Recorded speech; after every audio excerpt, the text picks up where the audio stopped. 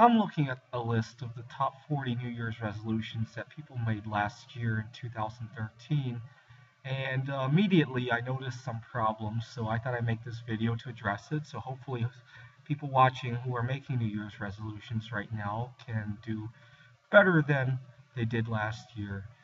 One of my pet peeves with New Year's resolutions is the way they are phrased. Usually the goals are not too bad, but the way they are phrased can lead people to failure because they're phrased in a way that imply some kind of sacrifice or giving up something or doing something challenging. They're often not phrased in terms of fun.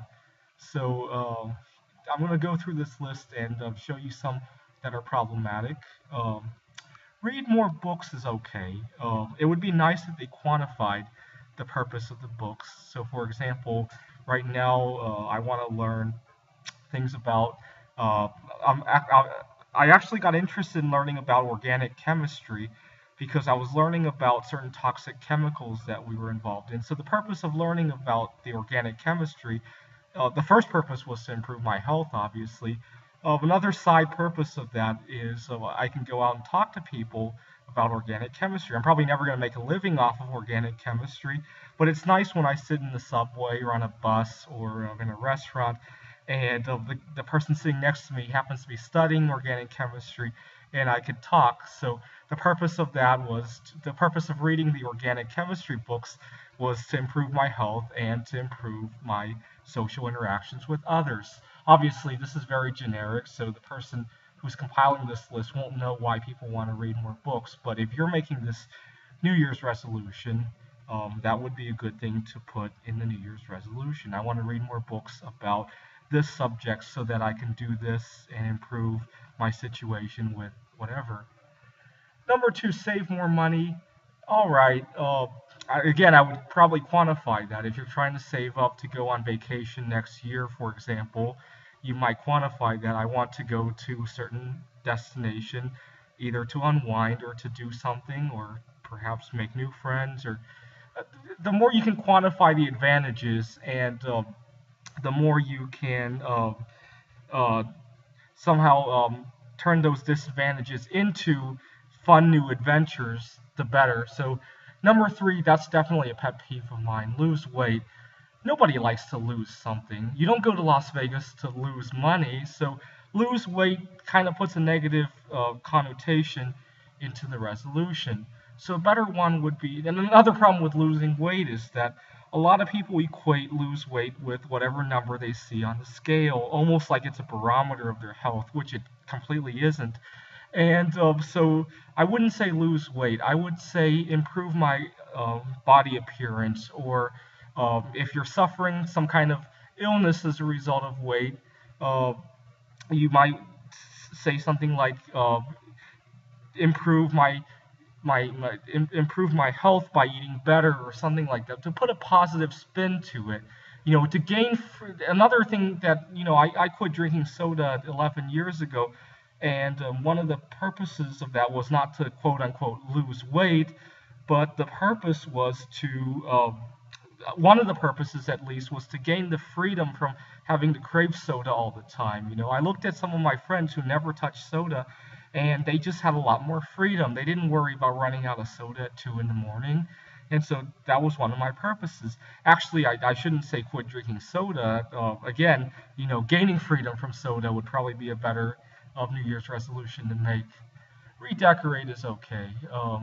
Take better photos. All right. Go traveling. This one I have a slight problem with. Selling old, unwanted stuff on eBay. Again, nobody wants to feel like they're getting rid of something. You want things to be fun. I want to make more space. I want to create less of a hassle the next time I need to move. So to do that, and to possibly make some money and to gain some experience using eBay, I'm going to put these things up on eBay and see what happens. That's a much more positive spin to basically the same goal. So you want to spell out the advantages and downplay the disadvantages, or actually you want to turn the disadvantages into new adventures you can tackle on. Buy a tablet, organize photos, do something for charity. That's all good. Spend more time. Uh, See, spend more time also is a slight negative connotation. It kind of implies that you're giving up the time, in order to spend time with kids, which is a positive thing. But what would be better is possibly connecting with kids, to maybe find out what the kids are up to, connect with them, see where they stand is probably better. It gives less of it downplays the fact that you're giving up your social time or your time to surf on the internet. Kind of downplays that, and it puts the advantages right into play. To talk to the kids about current events or whatever it is. Why would a Sunday paper be in the New Year's resolutions? Less TV time is definitely a pet peeve of mine. You're giving up. So, for example, instead of less TV time, I would say spend more time on more educational activities. Watch some Khan Academy instead of useless TV. I wouldn't call it useless TV, but watch more Khan Academy. Spend more time socializing. And it's kind of the other side of the coin of less TV time, except it puts much more of a positive spin onto it. Leave work on time more often. That's a slight pet peeve of mine as well. I would say work, find ways to work more efficiently so that I could leave work on time. Something like that would probably put a more positive spin onto it. Uh, Again, this one similar to the less TV time. Wardrobe. Try a new hairstyle is okay. Get a six pack. Some exercise, I guess. Um, Again, the less, eat less chocolate. I would say something like eat more healthy foods or to gain freedom from the chocolate. Except that I eat a lot of chocolate because I eat baking chocolate without the sugar. So for me, this should be eat more chocolate. Socialize more in real life rather than Facebook. That's a little bit better than less time on Facebook. You're putting the other side of the advantages to it. Drink less alcohol. Well, I would say, I would say something along the lines, have fun without alcohol, because you're putting the positive onto it, that you could have fun without the alcohol, and you won't have to worry about a hangover the next day. You know, Buy less coffee. That's definitely a pet peeve of mine. I would put it into like, let's learn about coffee. Let's learn about how to enjoy making coffee at home. Let's learn about different ways to spice it up. Start my own business is okay. Tell someone I have feelings for them. All right. Oh, this is the granddaddy of all of the negative resolutions I hear. Quit smoking. Again, you're emphasizing the giving up part of it. You're emphasizing that you're going to put yourself into withdrawal. That you're going to miss something that you've just quit. What I would probably say is gain freedom from smoking or to become a non-smoker. Actually, I don't like the term smoker either. It kind of, when you say become a non-smoker, or when you just say the word smoker, it implies that there's a subgroup of people who have some kind of defect that, they just have to smoke, which is completely not true. I hate the word smoker. It should be that, we should just call it like people who choose to be self-destructive and smoke. It shouldn't be called smoker. Nobody is born a smoker. Yes, there might be genetic issues why some people might be more addicted, but so I would definitely not say quit smoking. I would focus on the positives.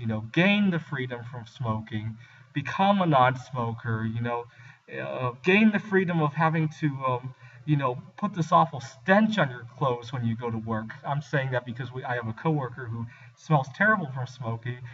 Gain the freedom from having to spend $10 a day from smoking, and then to use the $10 to improve my life in some other way. That's what I would put it instead of quit smoking. Gain a promotion is fine, although again, maybe some quantifications on what I want to do to gain the promotion. Learn how to use Twitter, definitely okay. Run half or a full marathon, definitely okay. Call people more than text. I like this one because instead of saying quit texting, you're putting the positive into it. Cut someone out of my life who isn't good for me. That's a very good one. Instead of saying like stop seeing somebody or divorce, my spouse, this is definitely a better one to tell yourself. Meet online context in real life. This is a very good one. watch less reality TV. Again, we talked about that when we talked about the TV. I think it applies here as well. Text people less. I like this one better than the text people less because you're putting a positive spin. You want that face-to-face interaction, or not face-to-face, but at least the voice interaction when you call somebody. Try to save a relationship. Uh, all right, but there could be some quantification how you're going to do that. Try extreme sports. Okay, get better at social networking. Stop contacting going back to an ex part. This is definitely a pet peeve of mine. Um, Again, why would you want to do that? So, what are the advantages of it? I would put the advantages in here. For example, I want to form a new relationship. I want to start a better relationship. I want some alone time. That's probably what I would say. Have a face to face with my boss to find out where I stand. That's definitely a good one. Do a bungee jump is reasonable. So again, part of the problem with a lot of these resolutions is that they put a lot of negative spin. Less, give up, stop, quit. You know, it tells you to do something that negative. To lose something. Whereas they're missing out on what are the advantages of giving up, stopping, cutting, or whatever it is of some activity. Thanks for watching.